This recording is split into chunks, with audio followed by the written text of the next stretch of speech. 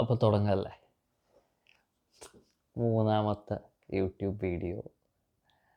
കഴിഞ്ഞ യൂട്യൂബ് വീഡിയോന് കിട്ടിയത് 6 വ്യൂ. അതിൽ 3 ഞാൻ ആൾക്കാരെ കൊണ്ട് പറഞ്ഞ് കാണിപ്പിച്ചതാണ്. അപ്പം വെച്ച് നീട്ടുന്നില്ല.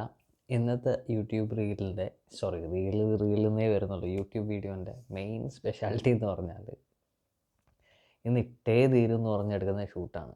അപ്പം ഡയറക്റ്റ് ഷൂട്ട് ചെയ്യും, ഡയറക്റ്റ് പോസ്റ്റ് ചെയ്യും. ഒരു എഡിറ്റിംഗ് ഒന്നുമില്ല, ഒറ്റ ടേക്ക് 10 മിനിറ്റ് ഏകദേശം അതിൻ്റെ അകത്ത് കൊണ്ട് തീർക്കും ഒടുക്കലായിട്ട്. അപ്പം ആദ്യത്തെ പോയിന്റ് നമ്മൾ പറഞ്ഞു, fitness, glamour, body building photographer ആണെങ്കിൽ ഫസ്റ്റ് പോയിന്റ് ജിമ്മിൽ പോകണം. രണ്ടാമത്തെ പോയിന്റ് വലിച്ചു നീട്ടുന്നില്ല, പക്ഷേ നിങ്ങൾ ചിലപ്പം പറയുകയും ചെയ്യും ഇതെന്ത് പോയിൻ്റാണെന്ന്. പക്ഷേ രണ്ടാമത്തെ പോയിന്റ് ഫോട്ടോ എടുത്ത് തുടങ്ങുക എന്നുള്ളതാണ്. അതായത് ഇപ്പോൾ ഓബ്വിയസ്ലി ഞാൻ ഇതിന് മുന്നേ പറഞ്ഞു കഴിഞ്ഞ് ഞാൻ ഫോട്ടോ ബേസിക്സ് എങ്ങനെ എടുക്കണം, ക്യാമറ എങ്ങനെ യൂസ് ചെയ്യണം, അതിനെപ്പറ്റി ഞാൻ പറയുന്നില്ല. അതിനെപ്പറ്റി പറയാൻ എന്നെക്കാട്ടും വളരെ അടിപൊളിയായിട്ടുള്ള ആൾക്കാർ യൂട്യൂബിൽ ഓൾറെഡി ഉണ്ട്. മലയാളത്തിൽ, ഇംഗ്ലീഷിലും, ഹിന്ദിയിലും, തമിഴിലും എല്ലാത്തിലും ഉണ്ട്. ഞാൻ ഈ കാറ്റഗറീനെ പറ്റി കൂടുതൽ സംസാരിക്കാനാണ് പോകുന്നത്. അപ്പം അസ്യൂമിങ് ദാറ്റ് നിങ്ങളുടെ കയ്യിൽ ക്യാമറ ഉണ്ട്, ഓക്കെ, മൊബൈലിൽ എടുക്കുന്ന പരിപാടി നിർത്തിക്കോ. അതിനെക്കൊണ്ട് നിങ്ങൾക്ക് സ്വന്തമായിട്ട് എടുത്ത് ഇടുന്നല്ല, അതിനെക്കൊണ്ട് കാശുണ്ടാക്കുന്നത് കഷ്ടപ്പാടാണ്. ഇപ്പോൾ ഒരു ബോഡി ബിൽഡർ നിങ്ങളെ വിളിച്ചിട്ട് നിങ്ങൾ മൊബൈലുകൊണ്ട് എത്ര നല്ല ഫോട്ടോ എടുത്താലും നിങ്ങളെ ഹയർ ചെയ്യില്ല. കാരണം അത് അവസാനം വലിയ സ്ക്രീനിലേക്ക് ഇടുമ്പോൾ അത് പിക്സലേറ്റായി അത് ഇൻസ്റ്റാഗ്രാമിൽ കാണാൻ മാത്രമേ രസമുണ്ടാവും. ക്യാമറ തന്നെ യൂസ് ചെയ്യണം. ജിമ്മിൽ പോകുമ്പോൾ ക്യാമറയും കൂടെ എടുക്കുക.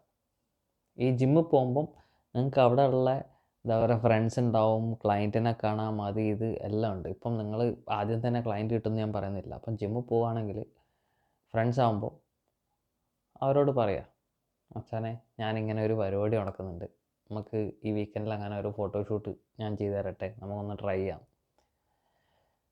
ഏറ്റവും photographic in general, fitness and glamour എന്നല്ല, ഫോട്ടോഗ്രാഫിക്ക് ഇൻ ജനറൽ ക്യാമറ ഒരു ലെൻസ് മാറ്റാവുന്ന മാനുവലിൽ എടുക്കാൻ പറ്റുന്ന ക്യാമറയിൽ എത്രത്തോളം ഫോട്ടോ എടുക്കുന്നു അത്രത്തോളം നമ്മൾ ഇമ്പ്രൂവ് ആവും.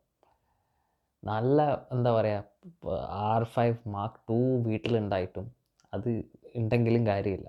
നമ്മൾ അത് യൂസ് ചെയ്ത് ഫോട്ടോ എപ്പോൾ തൊട്ട് എടുക്കാൻ തുടങ്ങുന്നു അപ്പോഴാണ് നമുക്ക് അതിൻ്റെ കോംപ്ലിക്കേഷൻസും അതും ഇതെല്ലാം മനസ്സിലാവും. നമ്മൾ എത്ര തിയറിറ്റിക്കലി സ്ട്രോങ് ആണെങ്കിലും വീട്ടിൽ നമ്മൾ എത്ര ഫോട്ടോ എടുത്ത് പ്രാക്ടീസ് ചെയ്താലും പുറത്ത് പോയി ആ ലൈറ്റ് മാറി ചിലപ്പം എന്തെങ്കിലുമൊക്കെ ഇതായി, അപ്പം നമ്മൾ അതിനെങ്ങനെ ക്ലയൻറ്റിനെ അറിയാതെ നമ്മൾ അഡ്ജസ്റ്റ് ചെയ്ത് ഫോട്ടോ എടുക്കും. അതിലാണ് ഒരാളുടെ മിടുക്ക്.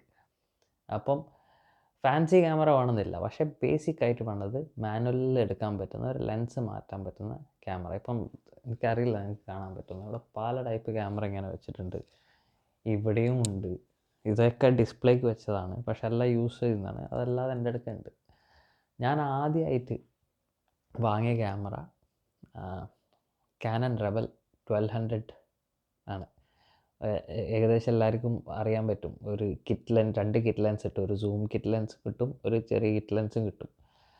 അപ്പം അതിനെ കൊണ്ടാണ് ഞാൻ ഒരുവിധം എൻ്റെ പകുതി ആദ്യത്തെ എന്താ പറയുക ഫിറ്റ്നസ് ഫോട്ടോഗ്രാഫി തുടങ്ങിയതിന് ശേഷം 2 കൊല്ലം ഞാൻ അതിനെ കൊണ്ടാണ് ഷൂട്ട് ചെയ്തത്.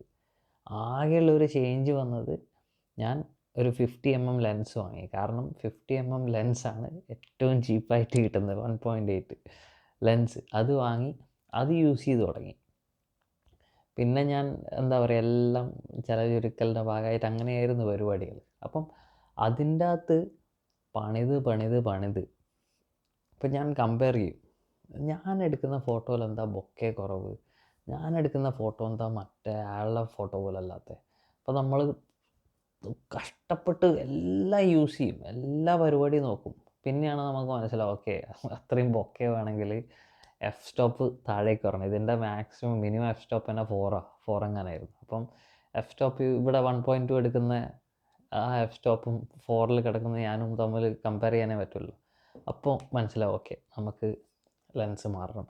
അങ്ങനെ ആ ഒരു ക്യാമറേൻ്റെ പരമാവധി എല്ലാ കാര്യങ്ങളും യൂസ് ചെയ്ത് ഇനി അങ്ങോട്ടേക്ക് പുഷ് ചെയ്യാനില്ല എന്നുള്ള രീതിയിലാണ് ഞാൻ പിന്നെ സെക്കൻഡ് ഹാൻഡായിട്ട് 60 അങ്ങനെ 700D വാങ്ങിയത്. അപ്പം പറഞ്ഞു വരുന്നതെന്ന് പറഞ്ഞാൽ നിങ്ങൾ ഒരു ബേസിക് കാനൺ, സോണി, നൈക്കോൺ ഏതെങ്കിലും ആവട്ടെ, ലെൻസ് മാറ്റാൻ പറ്റുന്ന, മാനുവലിൽ ഇടാൻ പറ്റുന്ന ക്യാമറയിൽ തുടങ്ങിയാൽ നിങ്ങൾ അതിൻ്റെ അകത്ത് എല്ലാം പഠിച്ച് സോളിഡ് ആവും. വേറെ ഒന്നും ചെയ്യണ്ട, അതിൻ്റെ അകത്ത് തന്നെ കുറേ ചെയ്യാൻ പറ്റും. എന്നിട്ട് നിങ്ങൾക്ക് അതിനെക്കൊണ്ട് ഇനി ഒന്നും ചെയ്യാൻ പറ്റില്ല എന്നുള്ള അവസ്ഥ വരുമ്പോൾ മാത്രം പുതിയ ക്യാമറ വാങ്ങുക. ഇപ്പം എല്ലാവരും എനിക്ക് തോന്നുന്നത് എൻ്റെ ഏറ്റവും വലിയ നല്ല കാര്യം, ആദ്യമായിട്ട് ഞാനൊരു നല്ല ഫോട്ടോഗ്രാഫർ ആവാനുള്ള കാര്യങ്ങൾ ഒന്ന് കയ്യിൽ കാശില്ല എന്നുള്ളതായിരുന്നു. കാശില്ലാത്തത് കൊണ്ട് നമുക്ക് പുതിയ ലെൻസ് ഏതാണ് വരുന്നതെന്ന് നോക്കണ്ട, പുതിയ മോഡൽ ഏതാണ് വരുന്നതെന്ന് നോക്കണ്ട. കയ്യിലൊരു ക്യാമറ ഉണ്ട്, ഒരു ലെൻസ് ഉണ്ട്, അതിനെ കൊണ്ട് പറ്റുന്നതൊക്കെ ചെയ്തോളൂ. വേറെ വാങ്ങാനുള്ള വഴിയില്ല. അത് ഒരു ബ്ലെസ്സിങ് ആയിരുന്നു സത്യം പറഞ്ഞാൽ. ലൈറ്റ് അത് കഴിഞ്ഞിട്ട് ലൈറ്റ് എക്സ്റ്റേണൽ ഫ്ലാഷ് വാങ്ങാൻ ഫ്ലാഷിനൊക്കെ കൊടുക്കത്ത കാശ് നമ്മൾ മറ്റേ ആമസോണിലും ഒക്കെ ഒരു വലിയ അകത്ത് LED വെച്ചിട്ടുള്ളത് ലൈറ്റ്, അതിലാണെങ്കിലും മേലോട്ടും താഴോട്ടൊന്നും കുറക്കാൻ പറ്റില്ല, ഒറ്റ ലൈറ്റാണ്. അപ്പം അത് വലിയ വയറൊക്കെ വെച്ച് അത് വെച്ച് നോക്കുമ്പോൾ ഒടുക്കത്തെ ലൈറ്റ്, ഭയങ്കര ലൈറ്റ്, ഷാഡോ ഒന്നുമില്ല. അപ്പോൾ അത് അഡ്ജസ്റ്റ് ചെയ്ത് സൈഡിലേക്ക് വെച്ച് ബൗൺസ് ചെയ്യിപ്പിച്ച് അങ്ങനെയൊക്കെ ആക്കി പിന്നെ സിൽവർ ഫോയിലൊക്കെ ഒട്ടിച്ച് അങ്ങനെയാണ് ലൈറ്റിൻ്റെ പരിപാടി. അപ്പോഴാണ് പിന്നെ മനസ്സിലായി ഓക്കെ ലൈറ്റിൽ ഇങ്ങനെ പ്രശ്നമുണ്ടല്ലോ. അത് കഴിഞ്ഞ് ഫ്ലാഷ് വാങ്ങിയപ്പം പിന്നെ ഫുൾ കോംപ്ലിക്കേഷൻ. അതിൻ്റെ മേലെ ട്രിഗർ വെച്ച് ട്രിഗർ സിങ്ക് ആവുന്നില്ല, ഇത് ബേസിക് കാര്യം എന്ന് പറഞ്ഞാൽ പോയിൻ്റ് നമ്പർ 2 വളരെ ബേസിക് ആൻഡ് സിമ്പിളാണ്. ഫോട്ടോ എടുത്ത് തുടങ്ങുക, ക്യാമറ എടുക്കുക, ജിമ്മിൽ പോകുമ്പോൾ പറ്റുമെങ്കിൽ, അല്ലെങ്കിൽ ജിമ്മിൽ പോകുന്ന സമയത്തൊക്കെ ആൾക്കാരെ കണ്ട് കൺസിസ്റ്റൻ്റ് ആയിട്ട് വീക്കിലി ഒരു 2-3 പ്രാവശ്യം എടുക്കാൻ പറ്റുന്ന രീതിയിൽ അറ്റ്ലീസ്റ്റ് ഒരു 2 പ്രാവശ്യമെങ്കിലും ഓക്കെ ഓൾറെഡി പറഞ്ഞ് ബുക്ക് ചെയ്ത് വെക്കുക അവരോട്. ഓക്കെ നമുക്ക് ഇന്ന് സാറ്റർഡേ എടുക്കാം, സൺഡേ എടുക്കാം, അന്ന് പോയി ഒരു ടൈം സെറ്റ് ചെയ്തിട്ട് ഫോട്ടോ എടുക്കുക. അപ്പം ഇപ്പോൾ സാറ്റർഡേ ഒരു ഫോട്ടോ എടുത്തതെന്ന് വെച്ചാൽ കഴിയാതെ സെയിം പോസ് കുറച്ച് കാലത്തേക്ക് നമ്മൾ സെയിം പോസ് തന്നെ പെർഫെക്റ്റ് ചെയ്തുകൊണ്ട് നിൽക്കണം. ഇപ്പം ബാക്ക് ഡബിൾ ബൈസെപ്സ് ആണെങ്കിൽ അതിൻ്റെ എല്ലാവരും പുള്ളപ്പിൻ്റെ ആണെങ്കിൽ അതിൻ്റെ കുറേ എക്സ്പ്ലോർ ചെയ്യുക. എന്നിട്ട് അതിൻ്റെ അകത്ത് തന്നെ നമുക്ക് മനസ്സിലാവും ഓക്കെ ഈ ആംഗിൾസൊക്കെ നല്ലതാണ്, ഈ ആംഗിൾസ് നല്ലതല്ല, ഇപ്പോൾ ലൈറ്റ് ഇങ്ങനെയാണെങ്കിൽ നമ്മൾ ക്യാമറ സെറ്റിംഗ് ഇങ്ങനെയാക്കാം. അങ്ങനെ കുറേ വേരിയബിൾസ് ഉണ്ട്. അപ്പം ഫോട്ടോ എടുത്ത് പ്രാക്ടീസ് ചെയ്യുന്നത് തന്നെയാണ് പോയിൻ്റ് നമ്പർ 2. പക്ഷേ ജിമ്മിൽ തന്നെ എടുത്തു തുടങ്ങണം. അല്ലാതെ നമ്മൾ വീട്ടിലിരുന്ന് എത്ര എടുത്താലും ഇത് നടക്കത്തില്ല. നമ്മൾ ഇപ്പോൾ ഒബ്വിയസ്ലി ഫിറ്റ്നസ് ഫോട്ടോഗ്രാഫർ ആണെങ്കിൽ, ഗ്ലാമർ ഫോട്ടോഗ്രാഫർ ആണെങ്കിൽ ആ സെറ്റപ്പിൽ ഫോട്ടോ എടുത്ത് പഠിച്ചാലേ എന്തെങ്കിലും നടക്കൂ.